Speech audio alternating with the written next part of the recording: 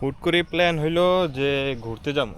তো ঘুরতে যাবো কই যাবো, এমনিতেও সিলেটে একটা কাজ ছিল। তো ওই কাজেরও সিলাই সিলেট আসা।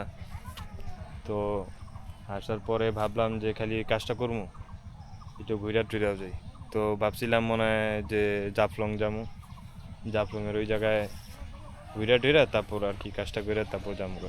কিন্তু আসার পরে পথে ড্রাইভার আমারে বললো যে ভাই আপনি তো এই জায়গায় যেহেতু ঘুরতেছেন, নতুন একটা জায়গা যান। আমি কই নতুন কোন জায়গা? তারপর বললো যে এই জায়গায় খাসিয়া পট্টি আছে, তারপর চা বাগান আছে, রাজবাড়ি আছে, ওইখানেও চাইলে করতে পারে। আমি বললাম যে এগুলো তো আমি চিনি না। তারপর উনি বলল যে ওইখান থেকে নৌকা ভাড়া আর কি 100 টাকা, আর কি বিভিন্ন রেটে নৌকা ভাড়া আছে।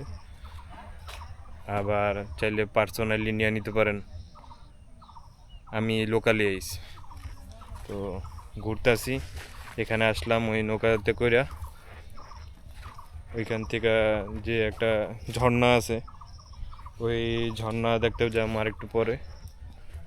আর এখন আসছি ওই যে খাসিয়াপট্টির যে চা বাগানটা, ওইখানে এসে ঘুরতেছি।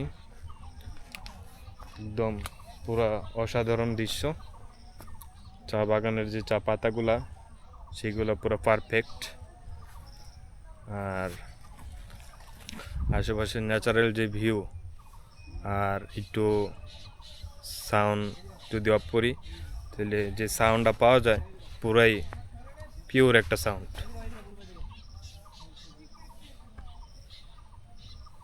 আশেপাশে ঝিঝি পোকা, পাখি, সব কিছু মিলাই সাউন্ড একদম পুরা অসাধারণ।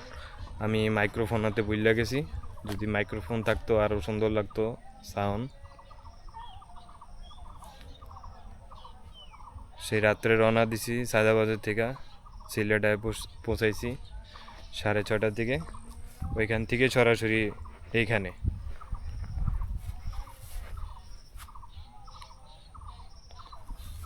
এই যে ভিউ,